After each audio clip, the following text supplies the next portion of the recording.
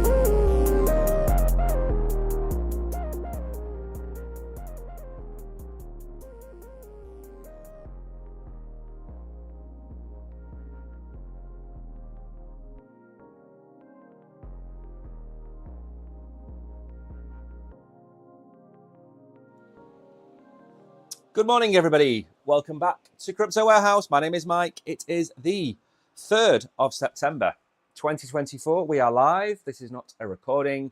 This is not a pre-record. We are here. We have people in the chat already. Some people on their hollies. Some people early today, especially Tariq. We are going to go through a very, very not technical, but number crunching type of stream today. There's not a lot of news and I want to mix it up a bit. So we've got a lot of charts to look at today. What we're going to do then is we're going to look at the Fed policy, loosening their purse strings, starting to print the money, and where are we going to go from here? As you can see, my titles are legendary. The title of the show today is Loose Powell. Okay, you've only got to replace one letter and you understand what we're saying. Good morning, Peter and Eugene. We're going to go through Solana inflows and we're going to talk about Solana at the end of the show as well when we go through DeFi Llama. We're going to look at XRP, Layer 0 again, DeFi Llama. We're going to look at some charts, some numbers there. Then we're going to look at the SEC and Monkey Pictures, what's going on there. All of that. First, we're going to do some X-Files and some more charts. And we are going to get on with trying to get through all of this in an hour. If you're new here, smash the like button. And also, don't forget to give us a follow. We are up to 161,500 followers. There was a massive jump yesterday. No idea why, but it was a huge jump. Excuse me. Good morning to Reza. Tariq is in chat. Hidden Agendas. Jabir is in chat. I think Kishan is around. Eugene from South Carolina. Getting closer to deadline day over there in America. You've probably got what? September and October, 2 months left. November the 5th, I believe. Good morning, Daniel. Good morning, Chris. Welcome to the stream. Now then, let's get on with some action. What do I think of the Flux recent news? Well, you know what, Peter? You've put me off Flux. I saw it pump. I didn't even bother to look at the news because I thought if Peter says it's trash, it pretty much is trash. So I didn't bother going to look at it. Now then, we're coming in just below 59,000. We were over 59,000 before the start of the show. Ethereum is coming in dead on 2,500. BNB 535. Solana 13. Is it coming in at 135-ish? We're going to talk about Solana. We're going to talk about some FUD that's been surrounding Solana and why I don't think you should pay it any attention whatsoever. XRP 56 cents and Doge is coming in at about 10 cents. What's up then? Mantra is up. Peter will be happy. It's back at $1. Dog with Hat 160. Probably pumping on the news that I was giving it a big thumbs up yesterday on the stream. Audi is up 17%.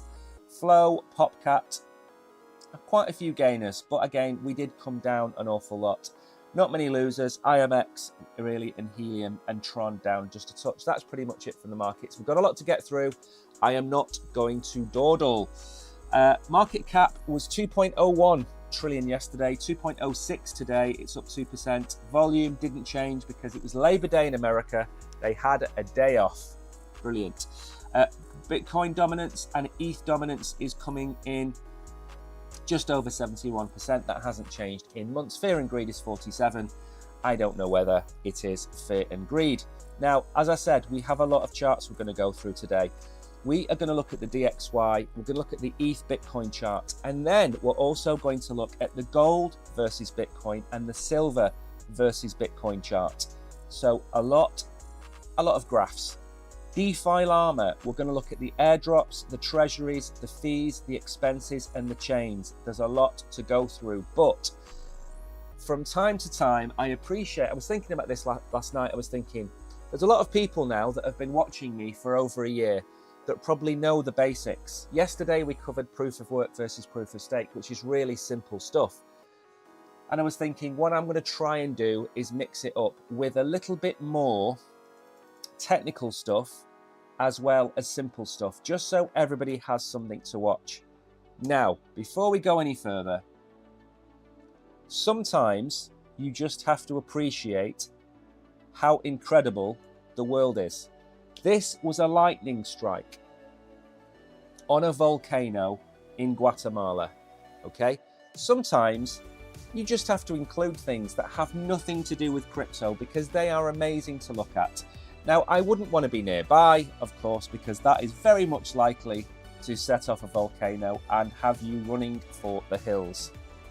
Let's move on then with the serious stuff because we've got a lot to get through. A lot to get through. Now, again, I've been measuring the Bitcoin price action from about March, and that's showing lower highs and lower lows. What Matthew Hyland is suggesting is as long as we hold 56, we are putting in higher highs and higher lows since the start of August. Now, that might not seem a long way away, but that was actually 5 weeks worth. So there is something in the chart. Now, when we go on to talk about Bitcoin in a minute, I'm going to give you a rough estimate of when I think we're going to hit $100,000. And it's sooner than you think. Not too soon, but sooner than you think. The poll today, can Bitcoin hit 100,000 by the end of the year? 85% of you say yes, and 15% of you say no. Wow, that is super bullish.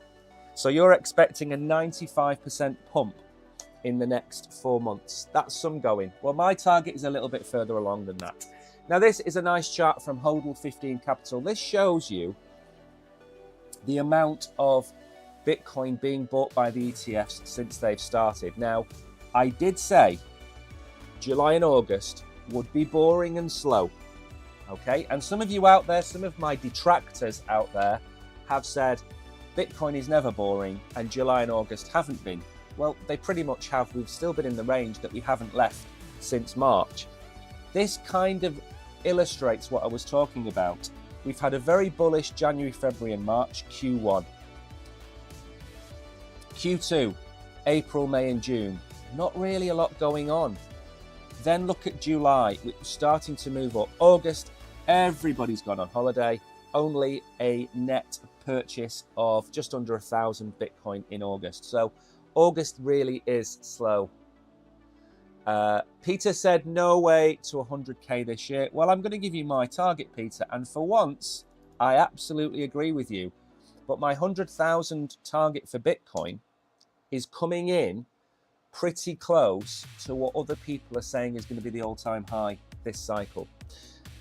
Now then, Dan Crypto Trades, Bitcoin is the 5th of September going to mark another important pivot. We've had 3 consecutive months where the 5th of the month has marked the monthly high or low. I would say that of all of the chances, are we going to see a monthly high by the 5th of September? Well, if we're going to come down to 55,000 like we said yesterday, then we could wick up to 59, 60,000 today and tomorrow, maybe touch 60,000 on the 5th, and then spend the next 3 weeks coming down to 55,000. That is a distinct possibility. I don't see the markets turning just yet. And the Fed, which we're going to talk about in a minute, the Fed might start to loosen that up, but I'm not sure that's going to be massively bullish news for Bitcoin just yet. Now then, this is what we're going to talk about at the very end when we go through DeFi Llama. There is a lot of contradictory statistics coming out about Solana. We've got a piece in a minute talking about Solana has the largest number of inflows, and yet we're looking at this. And this is, I'm not going to say it's a hit piece because it's factual. Solana's on-chain volume has hit all-time lows. Even at $12, Solana has more daily on-chain volume. What happened? Now, I'm going to show you in DeFi Llama, when we bring that up at the end, I'm going to show you why this is nonsense.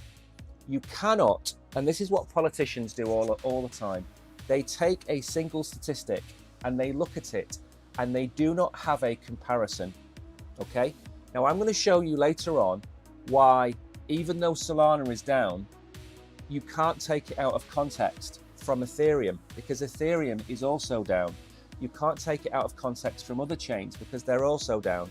So although Solana is down, if you look at it on its own, it looks like it's bad news for Solana. And you'll start to think, why? Is it the Tron pump.fund going live?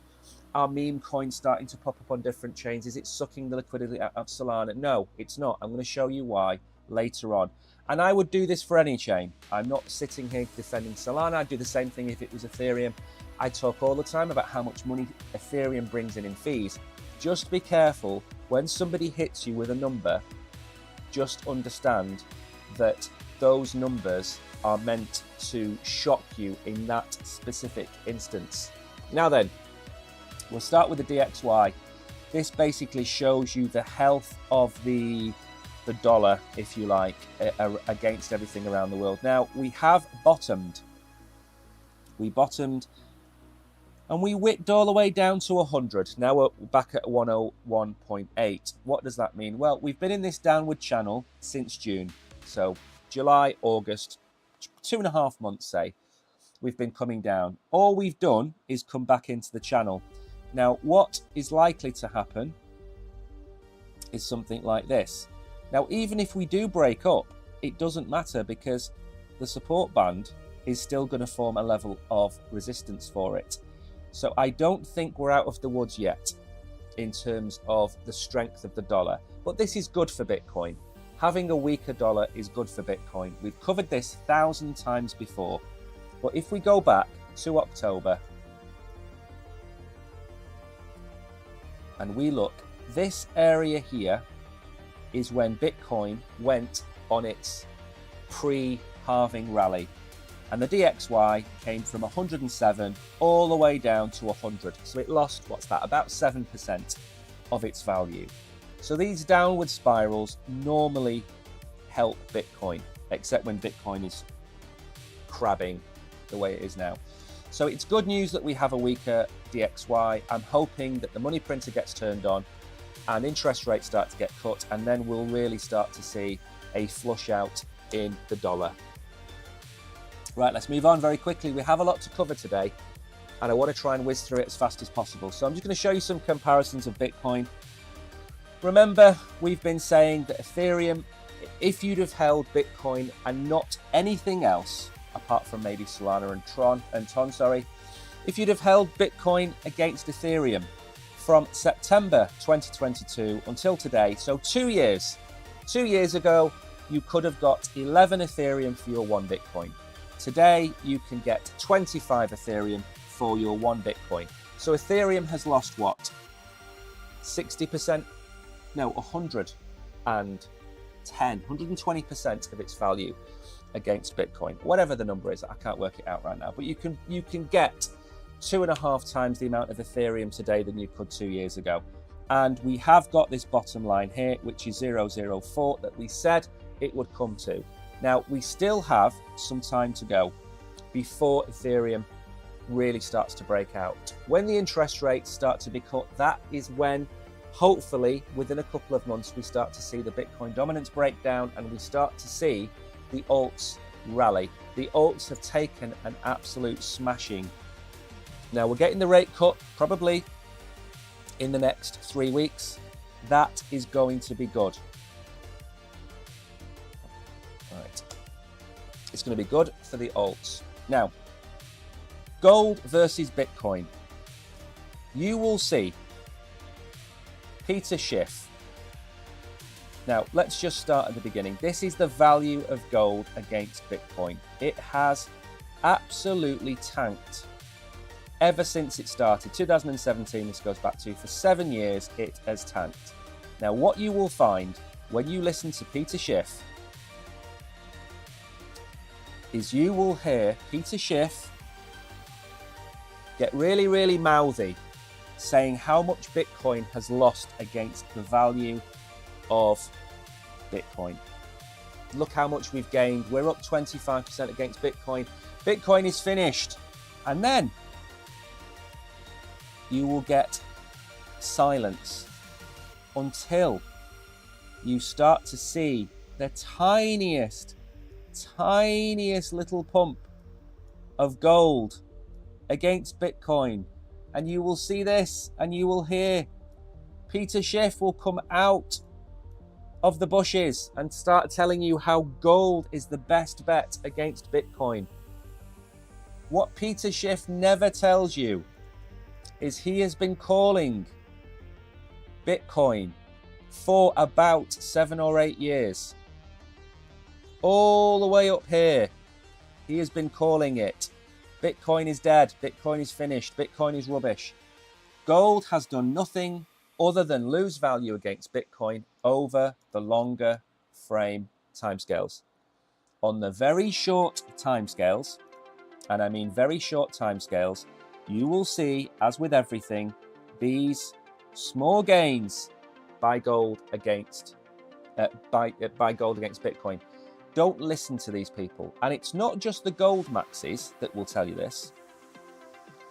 It's also the silver maxis. Now, silver, I believe, has had a better run at Bitcoin than gold. But again, let's zoom out and let's just remember where we've come from. Okay? 2017, it's done nothing but this. It's come crashing down. Give me 1 second. There we go. Okay, so silver, if you go from January last year, it's gone down. Now, what you will hear from the silver maxis is they will ignore all of this area here, and they will focus yet again. We can zoom in on the daily.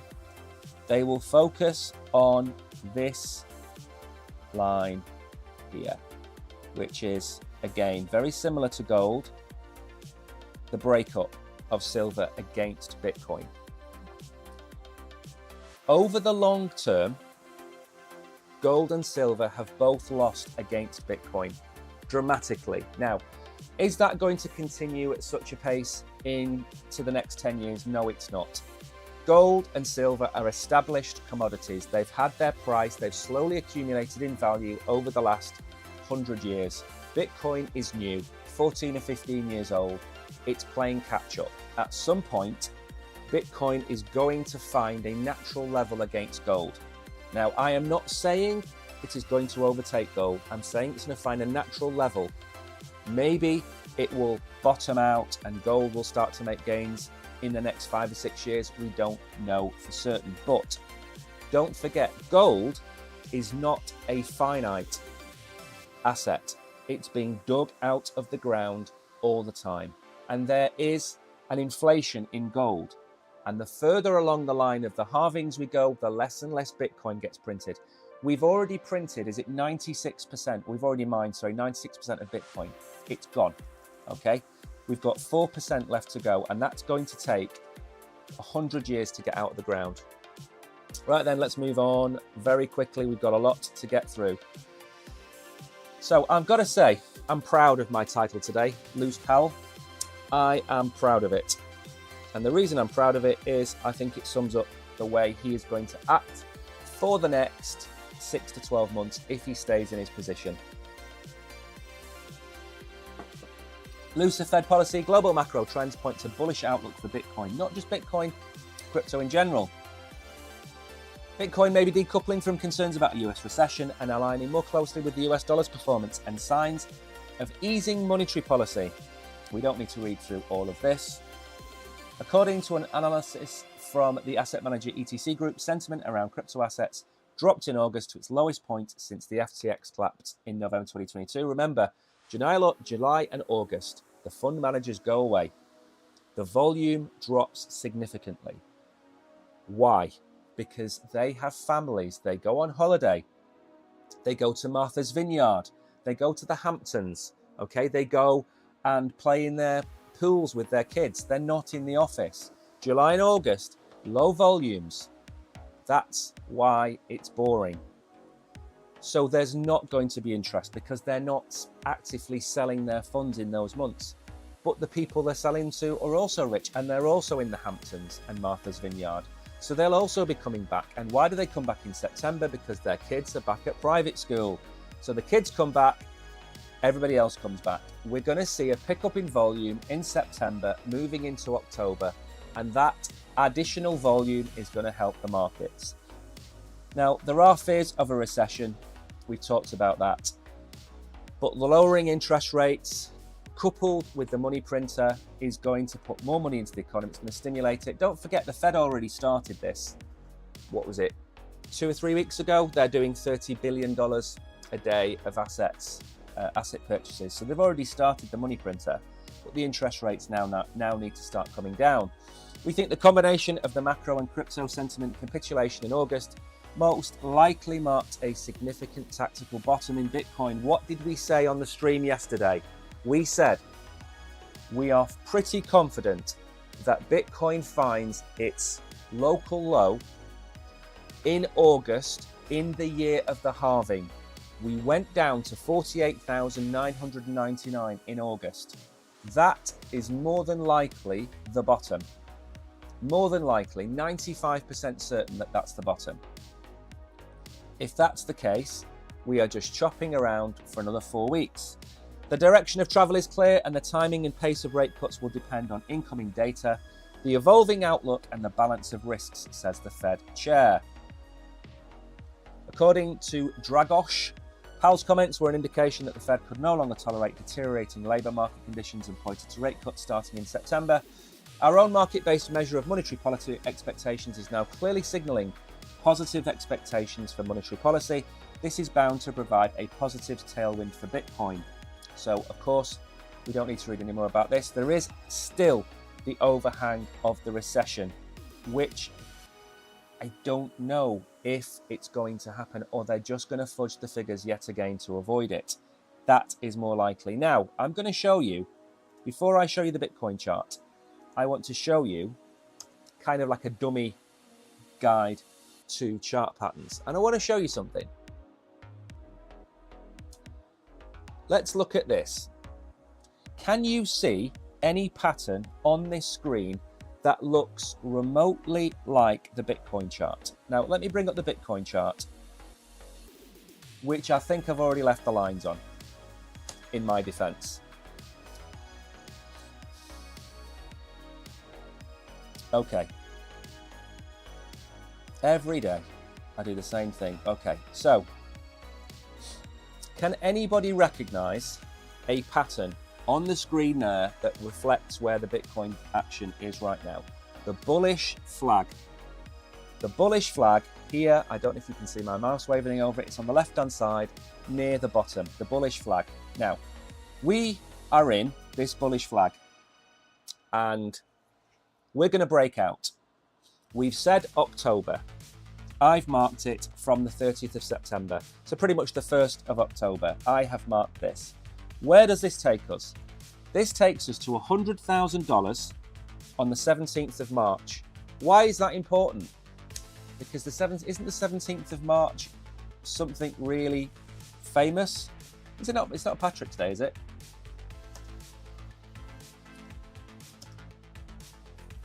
Seriously. 17th of March.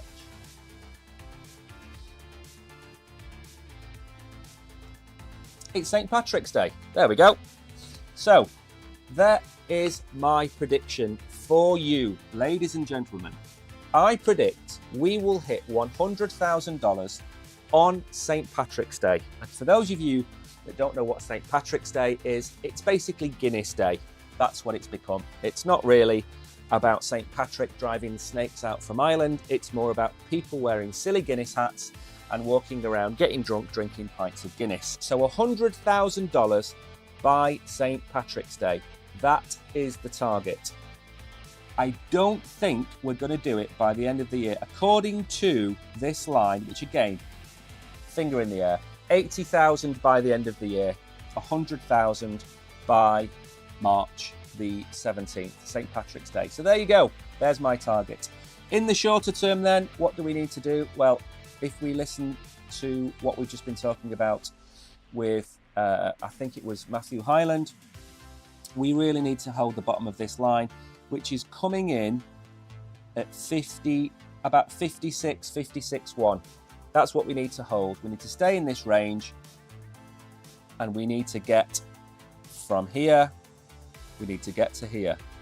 If we can do that and stay intact, 100,000 by St. Patrick's Day.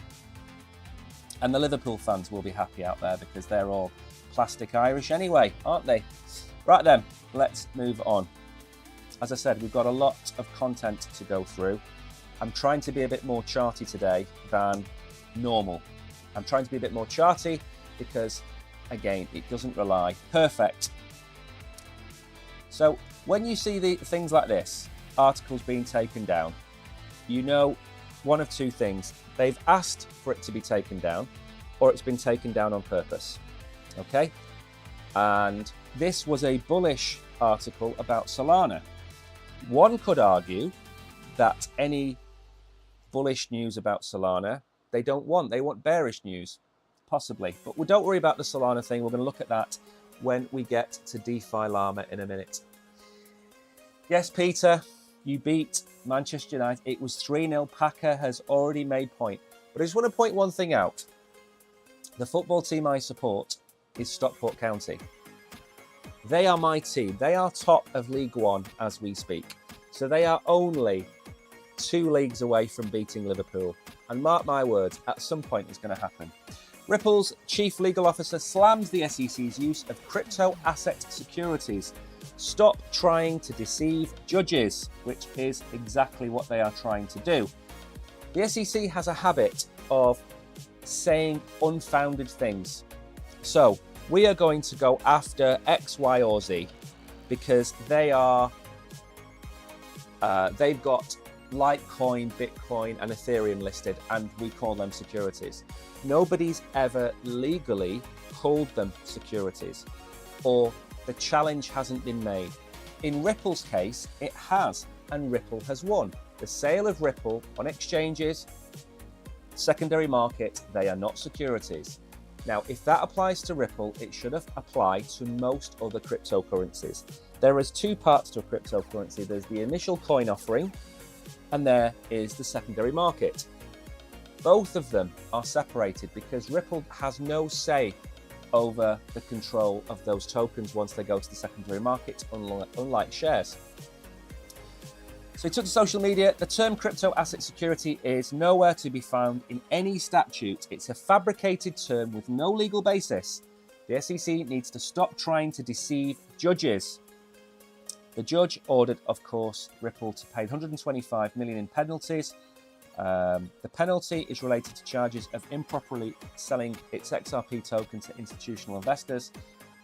No, that's not quite the truth either. The article hasn't quite highlighted this. It's the initial coin offering where they sold it at the beginning to institutional investors, not continuous, not the sale of assets today and yesterday. However, part of the settlement is that the XRP, or Ripple, will not sell to institutional investors moving forward. So after he expressed satisfaction with the outcome, we know about that, he criticised the current administration for taking an anti-crypto stance and engaging in what he described as a war on crypto, which is true. Last July, Judge Annalisa Torres in Manhattan granted Ripple a partial victory, ruling that XRP sales on public exchanges were not considered unregistered security offerings. It wasn't a partial victory, it was more than likely, my definition would be that it was a unanimous victory with a small penalty to pay for something that they did 5 years ago. Everything they've done since is perfectly fine. So let's not try and blur the edges, Anjali. That's not quite how it worked. Now, actually, you know what? We don't have time to go through the chart on XRP. And to be honest, all of the charts are looking very similar at the minute. So we're going to move on. I want to get to the DeFi Llama section so we can have a bit of a chat about the graphs on there. Let me just get rid of some of these spam comments that are coming through. It's just a constant spam. You know what? Hang on 1 second. There we go. 1 second. I'm just turning the chat off. There's just constant spam. There we go. If you want to talk to us or ask us any questions, you're going to have to contact us via a different mean. Does Liverpool have its own coin? Yes, I think it's called Second Place Coin. I think that's the name of it. It's called Second Place Coin. It was called the Klopp, but they rebranded to Second Place because they would have called it Arnie, except Schwarzenegger's got that. Now, Layer Zero Foundation unveils a massive 5 million ZRO token rewards program. Now, I think we mentioned this in a tweet a few weeks ago. Spam ham. So the Layer Zero Foundation has officially launched its community program. So 5 million tokens as rewards to encourage participation and engagement within its ecosystem. The new program offers 3 key roles: community member, builder, and content creator. Whether you're a builder, content creator, or enthusiast, there's a place for you. Here's what you need to know. And there are some roles in there: intern, hero, OG, legend, and god. Members who joined before June will receive an initial allocation of 25,000 tokens. The Layer Foundation has implemented different levels within the program. Very, very good. What I would suggest that you all do is go and research into the ZRO token airdrop and see if you can take part in it and get free tokens. And remember, the best way to make money in crypto from these new projects is to get airdrops.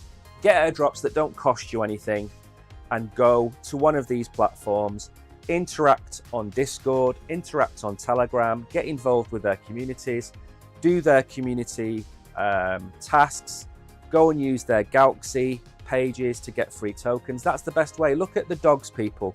The dogs people that got 40,000 dogs, I think they walked away with about $50 or $60 each. So for those of you out there saying, I don't know how to make money, I don't know, I haven't got any money, or how do I get into crypto? There's lots of projects that incentivize you to get involved. I think Reza or somebody told me in chat, in OG chat last week, that although dogs has been dropped, the next one coming up is cats. So you would go and get involved with that. The click to earn games on Ton, they can also make you money. And basically, you're trading your time for tokens. That's what you're doing. And if you do get, 40, 10, 20,000 tokens, and you end up making $40 or $50 out of it for 2 or 3 hours of your time, then you're earning $15, $20 an hour, which for a lot of people is a lot of money. And believe you me, I've worked for far less. I want airdrop, but I don't want to hand my portfolio details, as I don't trust. You don't have to hand over your portfolio details. You don't even have to connect a wallet in most instances. If you use Galaxy, now again, just bear in mind, I am not associated or sponsored by Galaxy. Okay, I have nothing to do with these people. What Galaxy is, it's like a missions center where you can, is it going to let me in without connecting my wallet? Here we go, right? So you have got all of these different projects down here, right? Trending quests is a good one. Token rewards. You've got airdrop tutorials. I mean, you've got an awful lot of things in here. You can go and you can take part in some of these projects and you can get rewards from them. So if you are, if you do need some money, or you don't have any money, you want $5, $10, $15, $20, go and join Galaxy, get involved. The tokens that are given to you, you can send them to the exchange you're on now and then sell them, okay? But if you don't spend time on these projects, you're not, the world does not revolve around getting things for free. There's nobody coming to save you. The government doesn't care about you. Go and make your own way. Go and be proactive and make yourself your own income. Don't sit there and expect anything to be handed to you on a plate. That does not happen. So go to Galaxy. Again, I don't use it. I don't have time. But a lot of people do. You can get a lot of tokens out of it.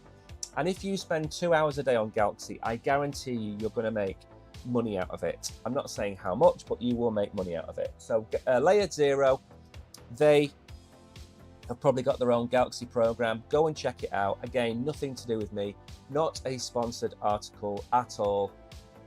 I just think these types of things are where you get airdrops. I'll give you 2 examples. Pyth, is it an app I can use on my phone? I don't know if Galaxy is an app you can use on your phone. I really don't know. Let's have a look. Do you know? I don't know. Let me go and have a look. I don't know if you can use it on your phone. It'd be handy if you could.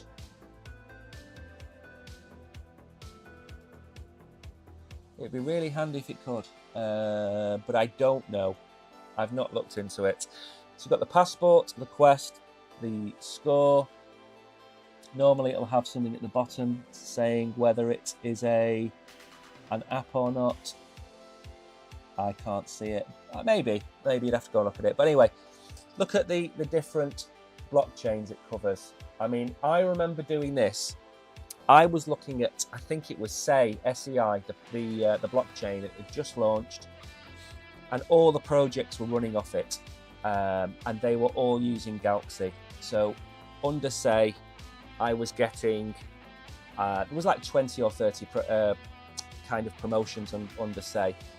It's not my job to tell you what to do, but if you want free money, then you've got to spend some time on it. You're not going to get anything for free. It's going to cost time. It's going to cost effort.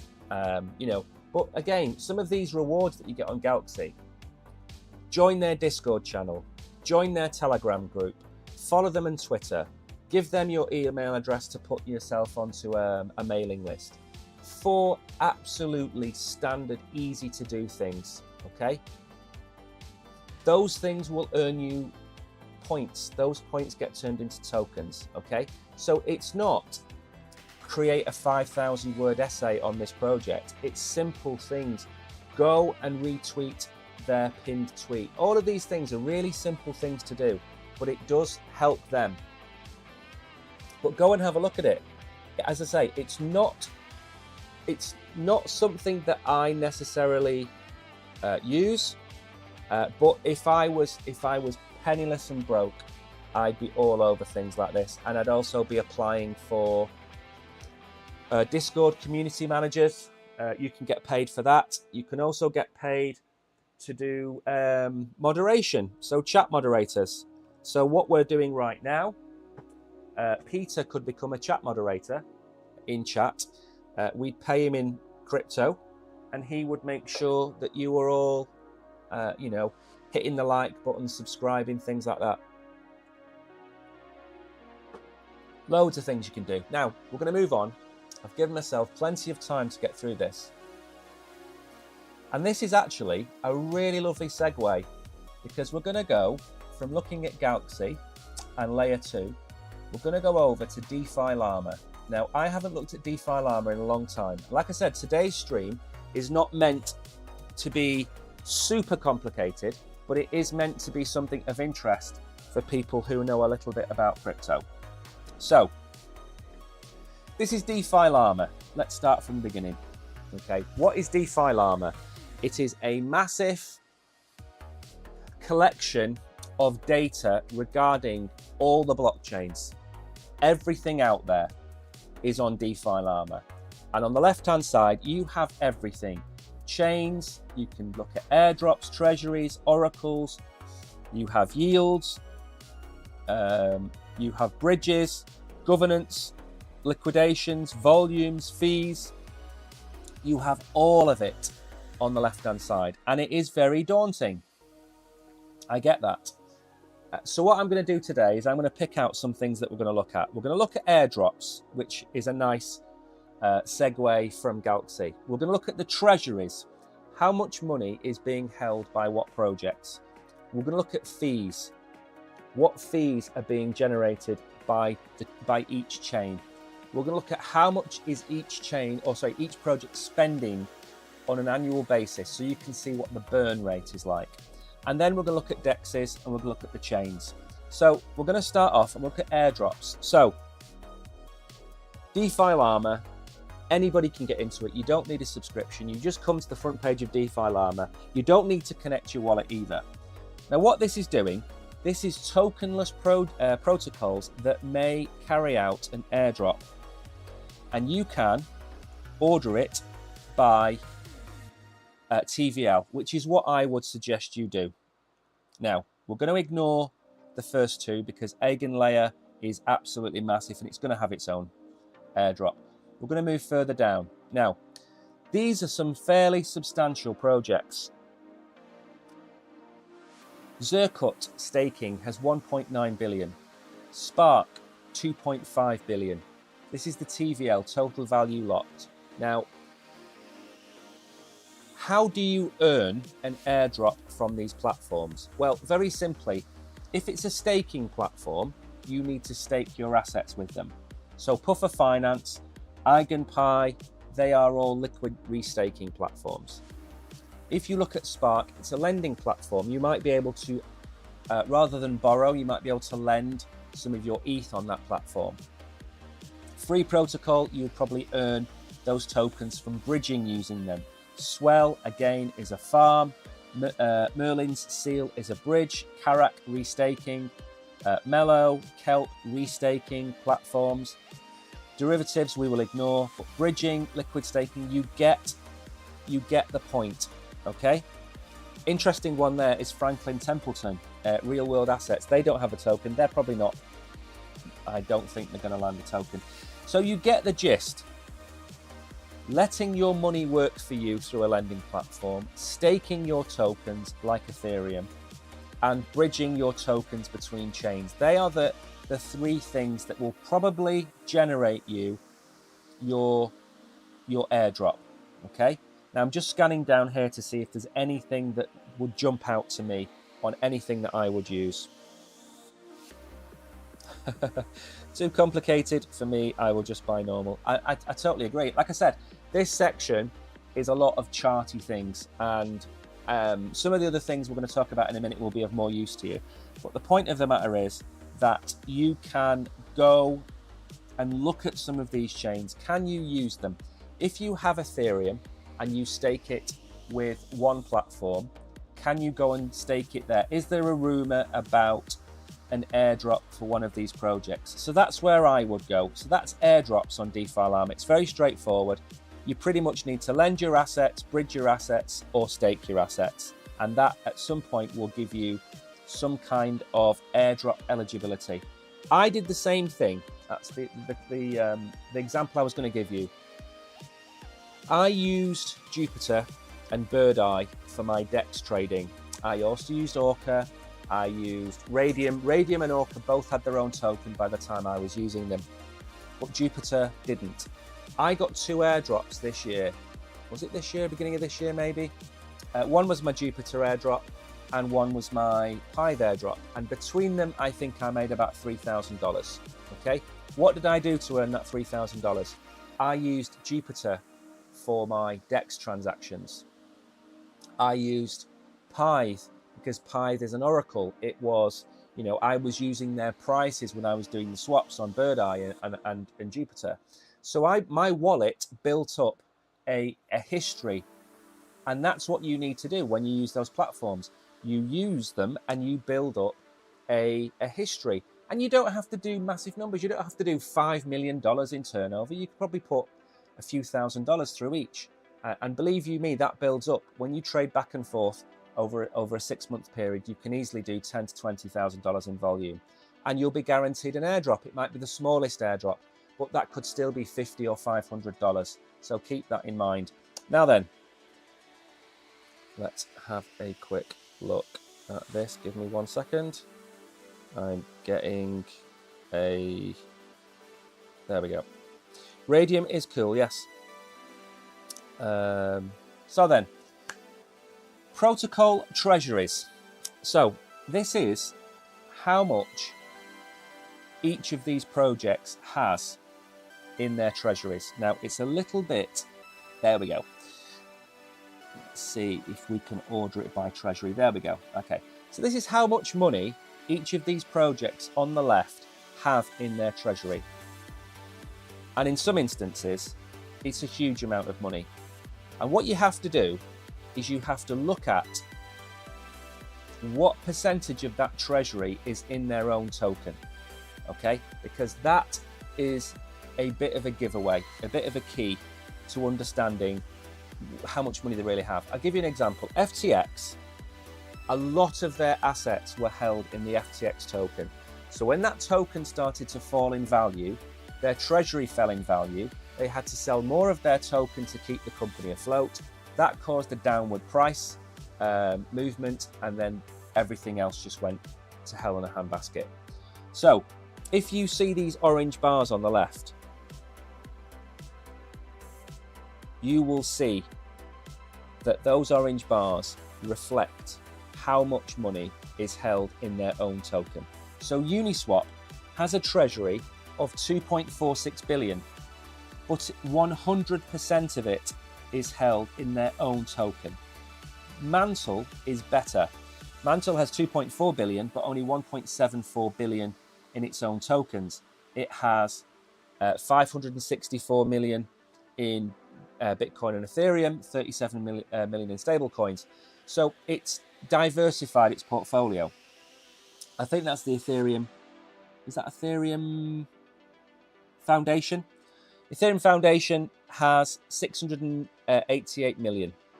That is all in Ethereum. It's blue, it should be orange, but it's doing that because it's a major token. So this is interesting because if I made a token and my token was worth $1 billion and I sold $10,000 of that token to you and I kept the rest, my treasury would be worth $1 billion or $999 million. So it's a little bit of a false economy when the treasury is held solely in the asset that they have basically printed out of thin air. You can move further down and then you can start to see things like Maker. Maker, although it's only got 280 million in its treasury, it has 55 million in stable coins. Okay, that's a decent portfolio diversification. You can look at India Relief Fund. That's got 211 million and 207 million is in stable coins. So although it's great to think, oh wow, Uniswap, great treasury, it's got 2.46 billion, it's all in their own token. And what do you think they're going to sell to generate income for themselves? They're going to sell their own token, and that is the problem. So what you can look at is total excluding their own tokens, and you can see that Mantle, Golem, Gnosis, Olympus, Lido, ENS, which is Ethereum name service, Aave, Maker, they all have a supply of treasury funds which are outside of their own token. And that's something you need to look at when you assess the viability of a treasury, because what happens is, if the Uniswap token went to 0.001 cent tomorrow, they'd have no money. It would go bankrupt. Okay? In theory, they'd have no money if they didn't have an external source of revenue.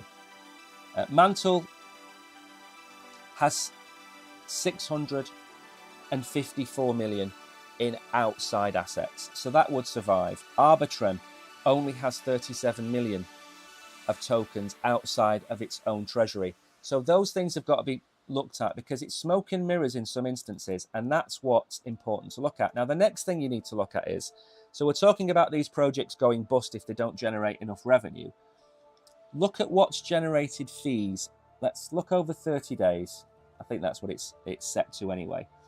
So who's made the most money over the last month? Tether has made 400 million in fees. Circle 123 million in fees. They are both stable coins. They are both up there. But look at the others. Uniswap, we've just said, if their token went to zero tomorrow, how would they survive? They've done 37.5 million in fees in the last month alone. So annualized, what's that? $450 million a year turnover? I think they'll survive. You've then got the big dog, which is Ethereum. 56 million in fees. That money goes back into their system. They can then pay for more development and build out better. Tron, incredible, 61 million. But then you look at Solana, which is what? Solana is the 4th biggest crypto asset. That's generated 23 million. It's generated less than Aave, PancakeSwap, Jito, Uniswap, Ethereum, Tron. It's only in 10th position, but still $23 million it has generated in the last month. And that brings me on to the point that was in that tweet earlier on. What is Bitcoin Wrap? That is wrapped Bitcoin. So wrapped Bitcoin is basically a synthetic version of Bitcoin. If you wanted to trade Bitcoin on the Ethereum blockchain, or one of the layer 2s like Polygon, Arbitrum, Optimism, you'd need to wrap your Bitcoin. They put the Bitcoin into a vault and they give you wrapped Bitcoin, and that is held in the vault. So what you're trading with is held one-to-one with Bitcoin. It does vary slightly and it can depeg, and it is riskier than holding the native Bitcoin, of course. So the point of the matter is, look at how much money these projects are generating. Look at what's in their treasury. Okay, they are important. How much money do they have and how much money are they making? Because, as I've said to you time and time again, in 2 years' time, if we scroll down on this list, okay, and we go to, let's have a look. Let's go all the way down, okay? All the way down here. It doesn't really matter how far we go down, but let's say we go down to here, okay? Unibot has made $124,000 in the last month. In fact, is Phantom on here? Okay, never mind. Right, let's keep going back down here. Right, where are we? Let's go back up to, let's get some fees on the board. There we go. Okay, so look at the fees that are being brought in. Maple Finance, $616,000 a month in fees. That is exceptional, okay? Could they survive based on that? Yeah, look at Pendle's, $700,000 in fees in the last 30 days. We can go further down. You're going to see names that you recognize. Lister Dow, $423,000 a month. Illuminum, $374,000 a month. So these are still substantial amounts of money that are being generated by these projects. Most of these generating this amount of revenue will survive. Others will fall by the wayside. You come all the way down to Doge, $65,000 a month, but they print it into infinity anyway, that doesn't matter. ZK Swap Finance, $54,000, could they survive on that a month? Absolutely. So you need to go a long way down to find the companies that probably aren't going to make any money, and they're the ones to avoid. If it's not generating income, it's a problem. So you've seen the fees that they generate, you've seen the size of the treasuries. The next thing to look at is, what does it cost to run these different projects? And we have annual expenses for some of the projects, not all of them, because we don't know. Now, MakerDAO, 97 people work for MakerDAO. The annual expenses, $27 million a year, $2 million a month to run MakerDAO. Lido, $1.2 million a month to run that. Maple, $750,000 a month to run that. Aave, Sushi, BadgerDAO, Yearn Finance, Beefy, $2.5 million a month to run Beefy. So you've got a very short list, yes, but it gives you an idea of the burn rate of some of these projects, and they are ridiculous. Okay, now that's not wages necessarily, that could be promotions, it could be donations, it could be emissions, it could be anything. Okay, but they're just an idea of what some of these companies are spending on their overheads. Marinade, which is a very solid project with millions upon millions in their liquid staking token, they're $834,000 a month with a headcount of 8. I think that's a well-run company based on that. So again, it helps you to understand just the sheer volume that's going through some of these companies. And if you see somebody who has a treasury, 100% of their assets are in their own token, if the fees coming in are relatively low and their expenses are through the roof, you know what is going to happen. They are not going to be in existence much longer. Yun Finance price is over $7,000. It has a really low,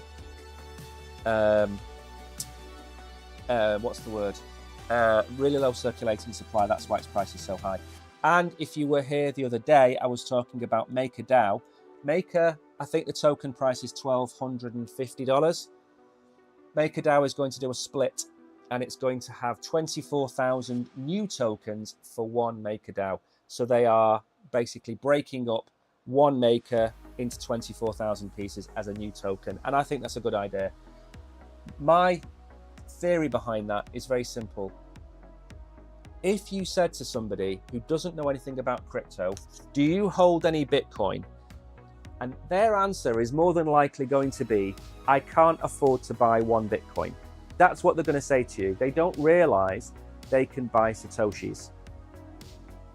If you've got a project like MakerDAO that's $1,200, $1,300, people aren't going to buy it because they can't afford to buy one. They don't know that they can buy $10, $20, $50, or $100 worth of the token. So you need to find a balance between having 100 quadrillion tokens and having 100,000 tokens.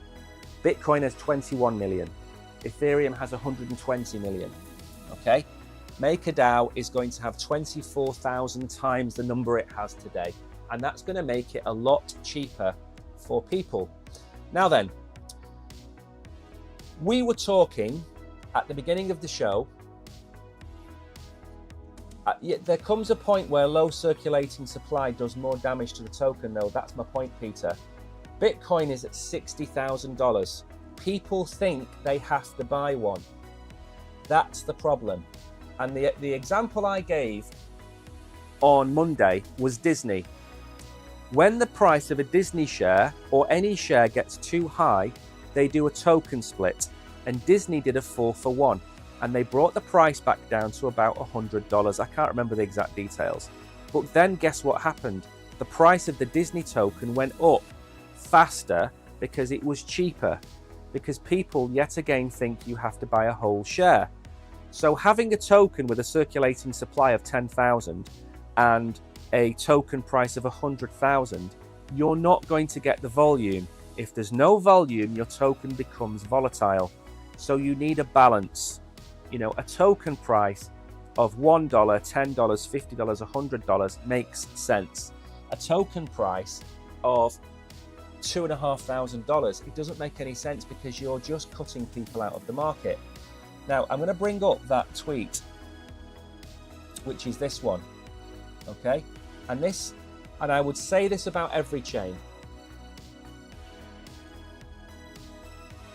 So the Solana on-chain volume has hit all-time lows, says Stephanie Segel, something like that. Now, okay, so let's go and have a look at this. This is the volume over 24 hours. This is the volume over 7 days. And this is the percentage of the total volume. So look at all the major blockchains. Ethereum down 12.5%. Solana down 20%. The smart chain down 30%. Tron 37.5% down. Avalanche 28%. Polygon 27%. All of the major blockchains are down. Okay? Ton is down 62%. Yes, there are smaller coins that are pumping, fine. But look, Phantom, by the way, I did say Phantom might do quite well. The point of the matter is, the article, or the tweet, sorry, that I just brought up was pointing at the fact that Solana's volume and Solana's activity is down to the lowest point it's been since whenever it was, 2022. My argument is everything is down. We are getting less viewers today than we were last year. We had about 10,000 followers last year, and today we've got 161,000. But nobody's watching videos, nobody's watching the live streams, nobody's on the blockchains, okay? Now, the theory that I gave was, well, maybe everybody is jumping ship from Solana to get involved in Tron. Tron's down 37.5%, okay? So the activity across all of the blockchains is down. But the article, or the tweet, sorry, highlighted Solana. Ask yourself why. Why did that article not highlight Tron at 37.5%? Why did it not have highlight Avalanche and Polygon? We can see in the top 10, the Smart Chain, Tron, Avalanche, Polygon are all down over the last week more than Solana. So why wasn't the headline of that article, Solana has lost the 5th most volume in crypto in the last 7 days? Why didn't it say that? Because the article was written to target Solana. And the bullish article on Solana that I had for you today has been taken down. Now, when was the last time I said this? The last time I said this was when everybody was having a go at Cardano. And I stood up for Charles because it was clear as day they were targeting Cardano. And it is as clear as day today that they are targeting Solana. Are they doing it to force the price down to buy more at cheaper prices? Is that the reason? We know that VCs like Solana. We know it's going to be the next ETF. So if we know all of those things, why are they releasing all of these FUD pieces? It has to be to drive the price down to buy more. There's no other explanation. I've already told you that Tron, the Smart Chain, which it's compared to, Avalanche, which is trying to compete with Solana, and Polygon, which is my favorite layer 2 on Ethereum, they're all down worse than Solana, but they've targeted Solana. It makes no sense. And this is why DeFi Llama comes in so handy, because you can sit there and you can do your own research and say, well, hang on a minute, because I'm sure if we go back a second to fees, for example, which is the only thing I'm going to cover now before I go into the last article.